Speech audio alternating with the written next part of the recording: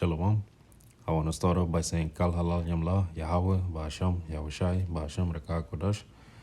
Double honors to the elders and apostles of Great Millstone for teaching us this truth, and who rule well. Peace and citations unto the Akim that is spread around the four corners of the earth, spreading this word in sincerity and in truth. Shalom to the hopeful elect. I'm the brother Quarters of Zion, going back through the spirit and power of Yahweh Ba'asham Yahushai with another lesson, with another video, and Lord willing, this video is edifying. So in this video, I want to go into a comment board, a comment that I got, and Satan is acting up because this is gone. It's working again because this is the app that I need. On one of my videos, Isaiah 43 read along, somebody came and responded on my video. His name is Rodney Turman.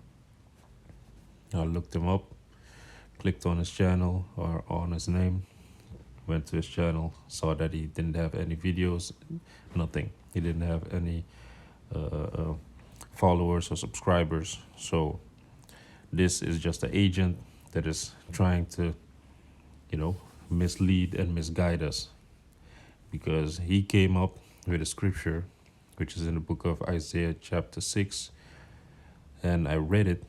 And then I'm like, hey, what is he trying to say with this verse? So let me read it. Book of Isaiah, chapter 6, verse 8. Then I heard the voice of the Lord saying, whom shall I send, and who will go for us? Then I said, here I am, send me. So I read it, and I'm like, what is he trying to say here? Is he trying to say that the Most High is calling himself, here am I? Because then I was thinking about the GOCC breakdown, the Asher, Ahaya. I am that I am. And here it says, here am I, sent me. But this is very deceiving, what this guy did, because he's trying to mess you up, trying to mess us up, trying to send you astray, but hey, this is what you get when you're in the truth. You get demons and scoffers on your comment board that are trying to take you away from the truth, trying to take you away from the word. Because if you go into that verse, I'm going to take you to that verse and what I thought in the beginning, what I thought at first. So I'm like, okay, I never really heard this. So I went into the interlinear, the strong concordance, and then I was like, okay, if you read the Hebrew, then the word for here am I would be Hananya. And actually, in this verse, the Blue Letter Bible does not break it down, because you don't see here in the right side of the columns, you don't see Hananya, nothing like that. So you see Kwawal, Wa, Ashamai, let me see, Adonaiah, Amar, which Amar is say, Adonaiah is my Lord, and Shalah is to send, and who will go, Yalak, Amar said.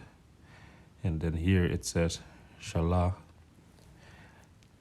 It's supposed to be I, here am I, sent.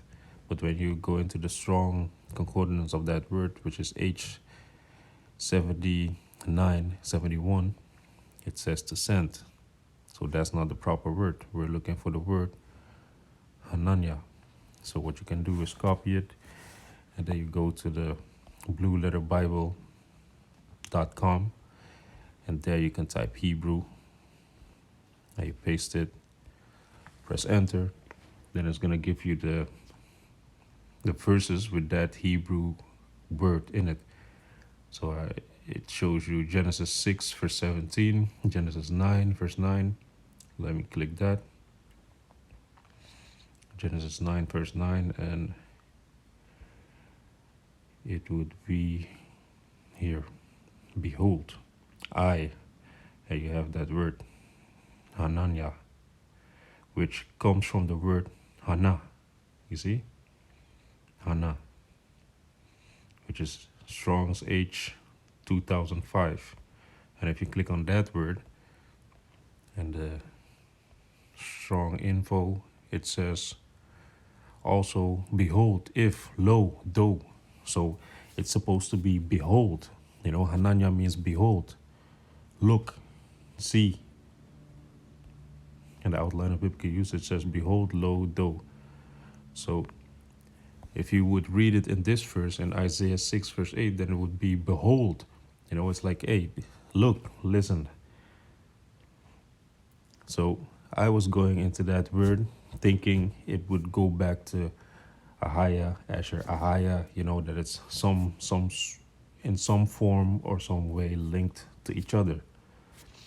But then I read the rest of I started from the top, reading the chapter from the top, and then I came back down to verse 8, and then I understood what it was. So let me read it again. Isaiah 6 verse 8. Also I heard the voice of the Lord saying, whom shall I send, and who will go for us? Then said I, here am I. And you see this dot and the comma, that's what the guy left out. So that is very important. You see, look at this, what he put in here. Then I said, here am I, sent me. So if you would read it like that, you would think that the Most High was calling himself, here am I. Tell him, here am I, send me. But when you read it in the proper King James Version 1611, because I think he typed it over and he deliberately typed it like that to mess you up, to mess us up, you know. But here when you read it, then you get the full understanding. So let's start reading from the top, and I'm gonna try to break it down real quick. Here's Isaiah 6 verse 1. In the year that King Uzziah died, I saw also the Lord sitting upon a throne, high and lifted up, and his train filled the temple. Above it stood the seraphims, which are mighty angels. Let's go into that. Seraphims, which is Sharapyam. Outline of biblical usage says serpent, fiery serpent, poisonous serpent, majestic being with 6 wings, human hands or faces in attendance upon Yahweh Bashem Yahushai. You see? Majestic beings. So going back, Isaiah 6 verse 2. Above it stood the seraphims. Each one had 6 wings. With twain he covered his face, and with twain he covered his feet, and with twain he did fly. So you gotta imagine that 2 wings in front of his face, 2 wings in front of his feet, and with the last 2 from the 6 he was flying. Verse 3. And one cried unto another and said, holy, holy is Yahweh, Bashem Yahushai, power of hosts. The whole earth is full of his glory. Because the whole earth, he said it and it was so. He said it and he manifested it. And the earth does not disobey the commandments of Yahweh Bashem Yahushai. He does not obey the ordinances. The ordinances and the oracles. That's what the Most High has uttered.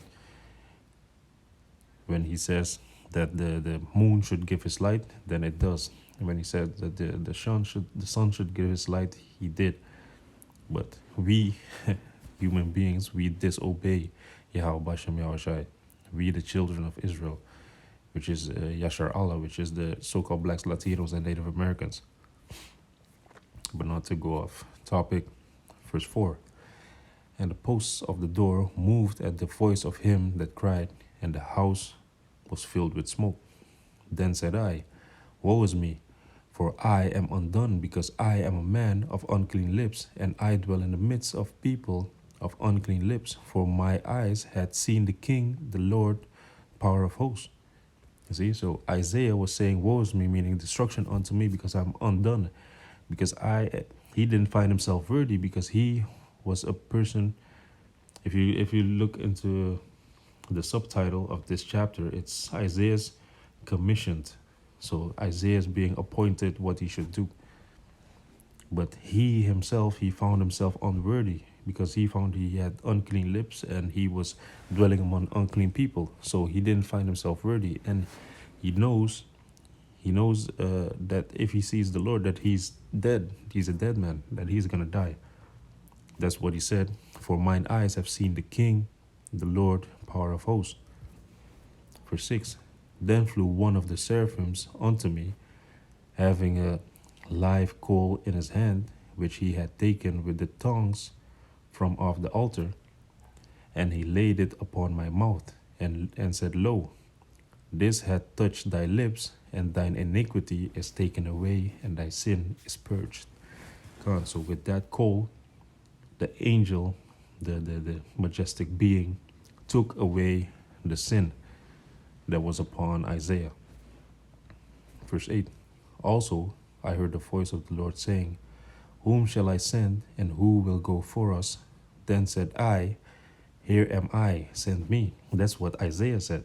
You see? So that dot and that comma, that's very important, because Isaiah, he offered up himself to do that, because he was purged from his sin.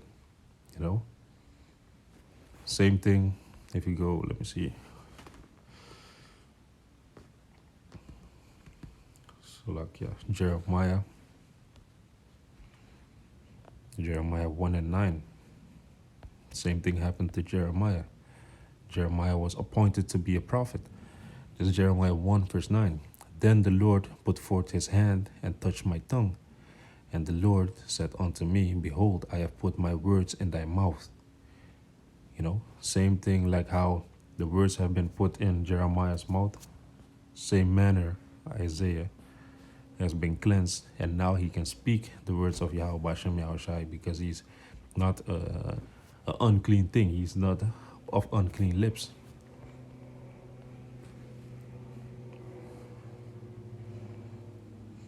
Gone. So reading on. So Isaiah, he offered up himself. He's like, Here am I, send me, Babakasha, which means, please. Verse 9. And he said, Go and tell this people, Hear ye indeed, but understand not, and see ye indeed, but perceive not. Make the heart of this people fat, and make their eyes heavy, and shut their eyes, lest they see with their eyes, and hear with their ears, and understand with their heart, and convert, and be healed. Gone. So Isaiah, he was ordained to prophesy unto the people, but then there are these mighty angels, these majestic beings that are blocking their knowledge, blocking their ears, blocking the truth from really being consumed by these people, because they are hearing and they are seeing it, but they can't understand, they can't comprehend what is being said by the prophets, and in this case by Isaiah. So let's go to the book of Acts.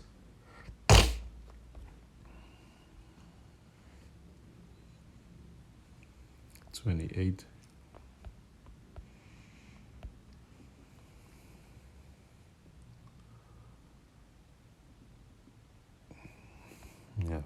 Verse 26, because this is recited in the book of Acts also.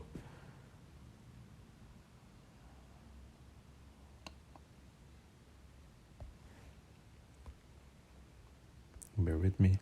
God, this is Acts 28, verse 26, saying, let me start at 25. And they agreed not among themselves. They departed after Paul had spoken the word, well spake the Holy Spirit by Isaiah the prophet unto our fathers, saying, Go unto this people and say, Hearing ye shall hear, and shall not understand, and seeing ye shall see, and not perceive. For the heart of this people is waxed gross, and their ears are dull of hearing, and their eyes have they closed, lest they should see with their eyes, and hear with their ears, and understand with their heart, and should be converted, and I should heal them. Be it known, therefore, unto you that the salvation of Yahweh Bashem Yahushai is sent unto the Gentiles, and that they will hear it. You see, so the ones of the circumcision, they didn't understand the words that were speaking by Paul, Apostle Paul. You see, but the Gentiles, they will understand it. The Israelite foreigners, the Israelites that were staying in other countries, they would perceive it. Because as the scripture says in Romans 11 and 7, you only have a certain portion that is going to understand it. This is Romans 11 and 7. What then? Israel had not obtained that which he seeketh for, but the election had obtained it, and the rest were blinded. Gone. The rest were blinded. It's not all of them that are going to be saved. You have a certain portion that is reserved to be saved, the ones that are predestined to be saved. Let's go to the book of 2nd Ezra 8.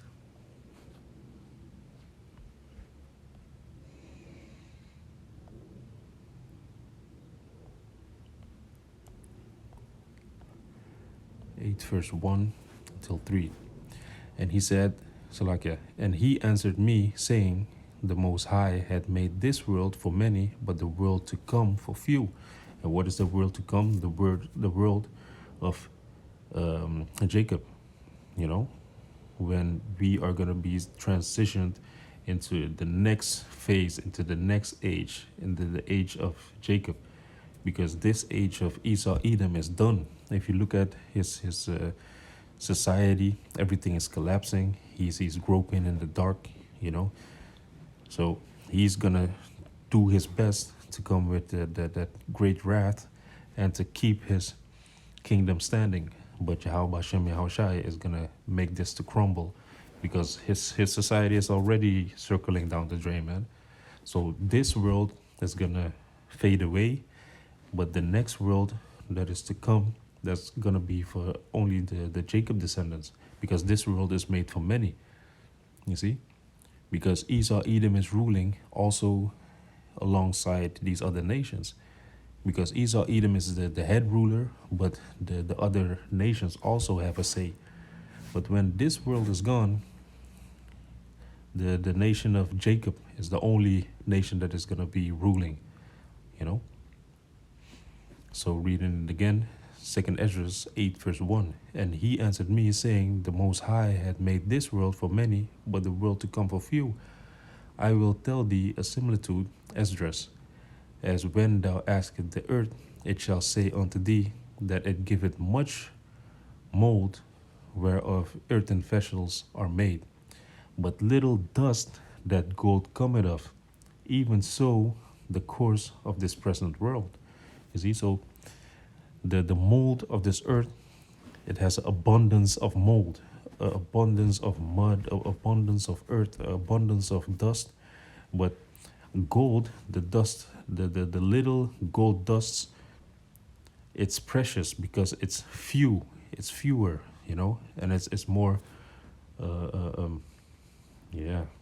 it's more precious, it's more extravagant, it's more beautiful than this mold and this mud and this dust, you see?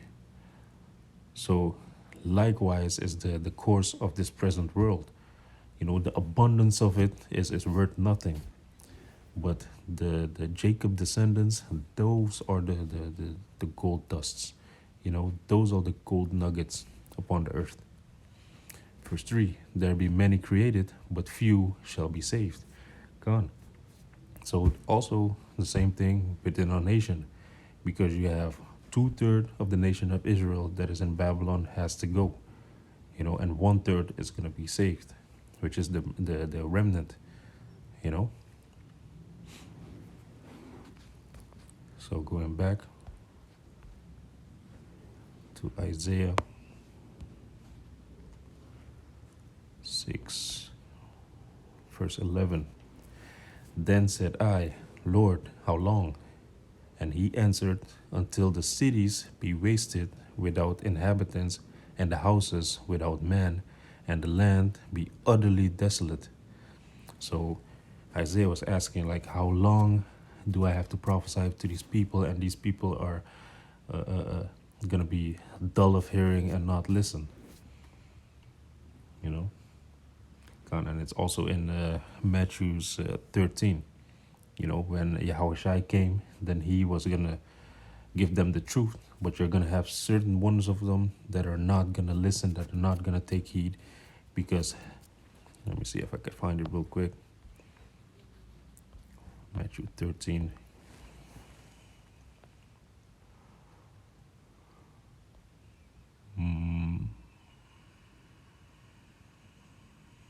Yep.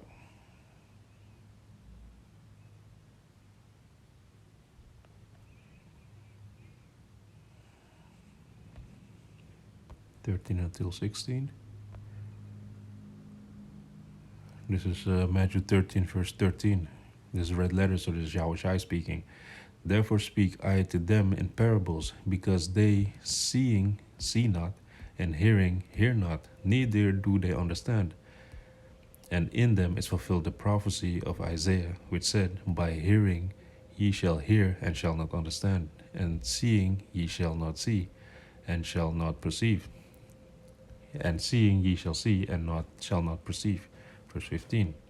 For this people's heart is waxed gross, and their ears all dull of hearing, and their eyes they have closed, lest at any time they should see with their eyes, and hear with their ears, and should understand with their heart, meaning their mind, and should be converted, and I shall heal them. But blessed are your eyes, for they see, and your ears, for they hear. You see? So this is supposed to be like that. Until when? Until the land is made desolate, as we just read. And the precept, therefore, is Isaiah 13.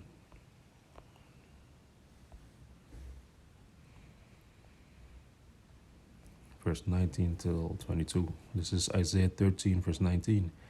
And behold, the glory of kingdoms, the beauty of the Chaldees' excellency shall be as when Yahweh Ba'ashem Yahushai overthrew Sodom and Gomorrah.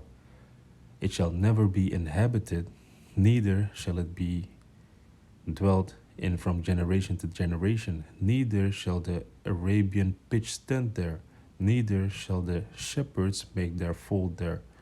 For Salakia, but wild beasts of the desert shall lie there, and their houses shall be full of doleful creatures, and owls shall dwell there, and satyrs shall dance there, and the wild beasts of the islands shall cry in their desolate houses, and dragons in their pleasant places, so like in their pleasant palaces, and her time is near to come, and her days shall not be prolonged. So this is supposed to happen to Babylon the Great.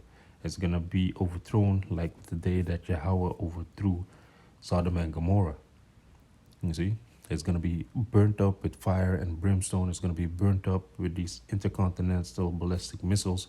It's going to be pure heat and pure desolation. And afterwards, nobody's going to inhabit there, but wild beasts and owls, that's until the time that, that's the time that we are going to stop prophesying about what is going to happen, because Isaiah was asking, like, for how long should I prophesy to these people and they're not going to hear? The Most High said, until that place is desolate, Let's go to Jeremiah 50, verse 24.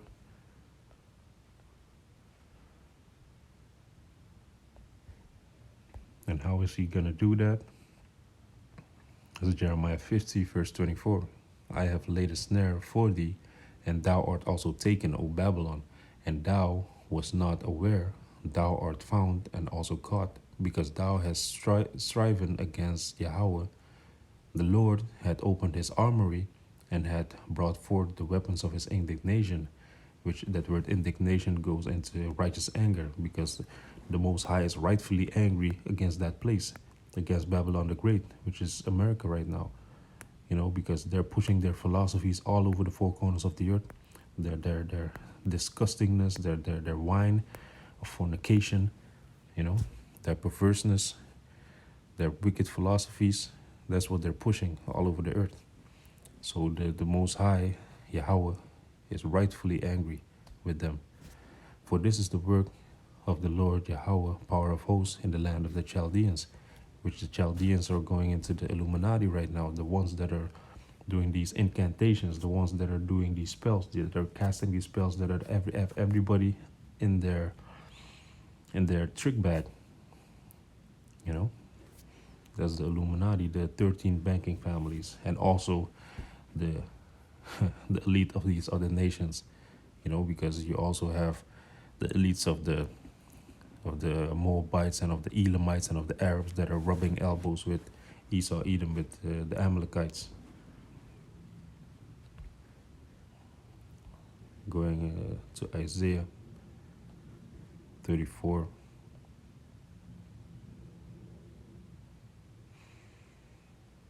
Verse 11.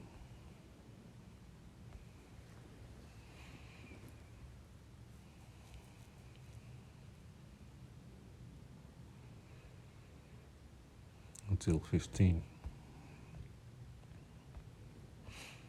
So the Most High is going to choose the weapon of his indignation, which is these ICBM missiles.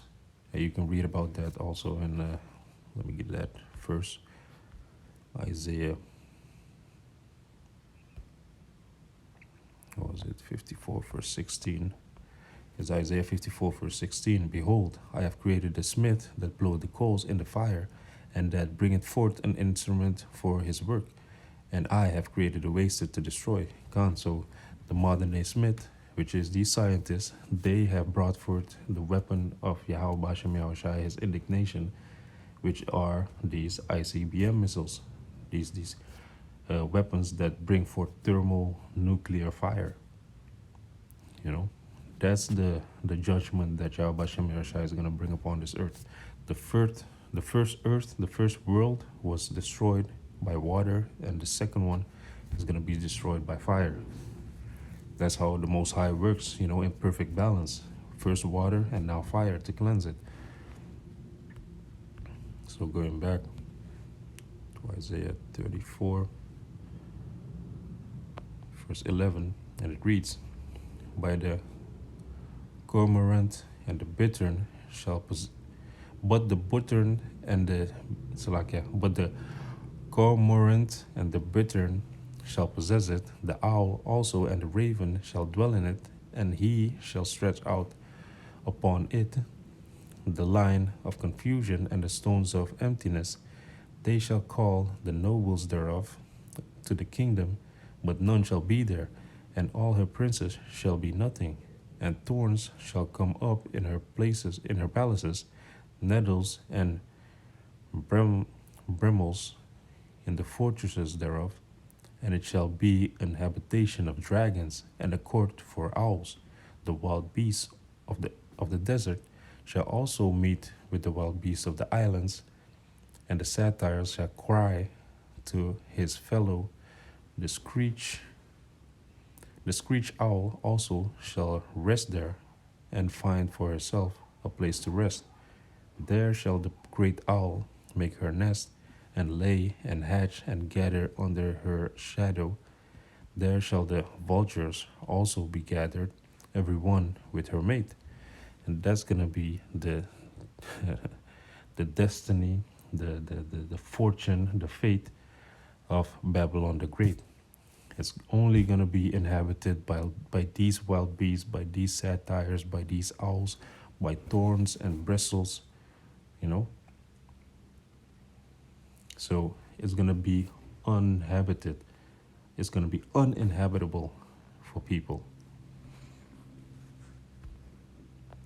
Let's go to Revelations 17.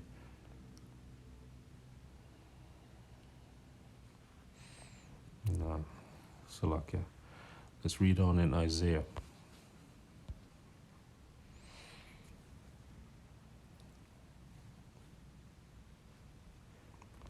Isaiah 6, verse 12. And the Lord have removed men far away, and there be a great forsaking. And Salakia. Let me read again. And the Lord have removed Salakia.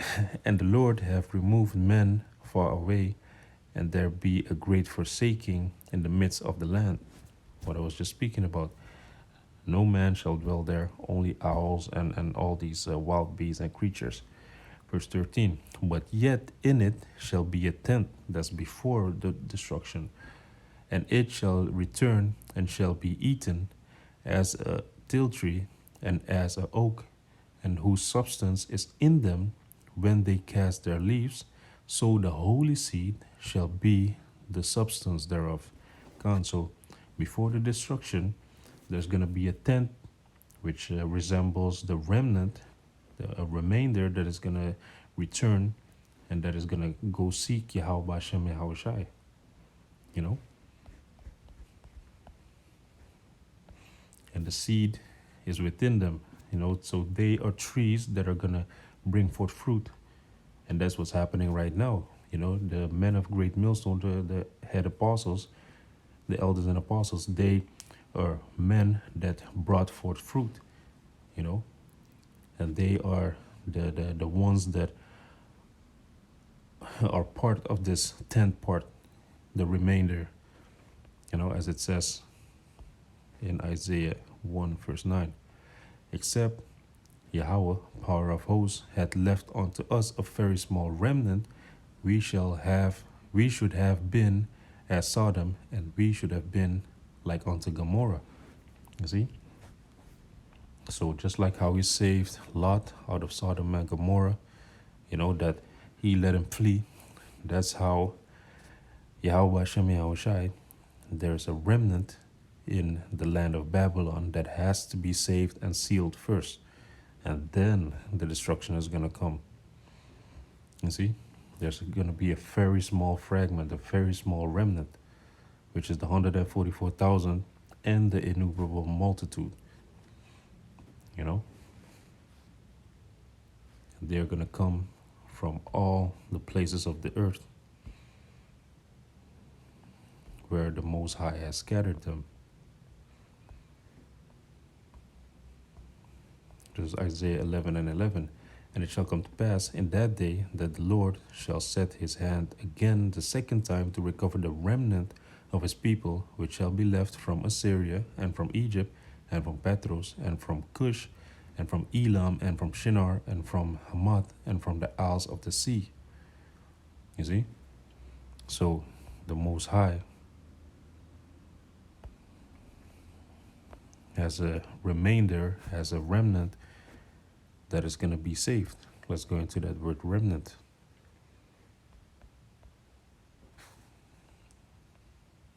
Remnant is sha'ar.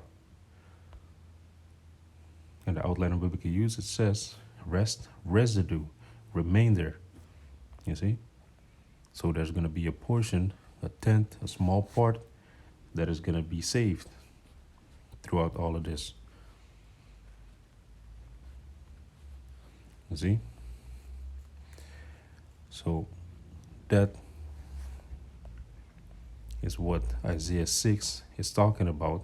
And this scoffer trying to mess us up, trying to mess me up, he actually brought a very good point to my mind to break down in this lesson, you know, to break down Isaiah chapter 6. So with that, I want to say Kal Halal Yamla, Yahweh, Basham, Yahushai, Basham Reka Kudash, and Yaratazah. This video is edifying. Shalom Akim.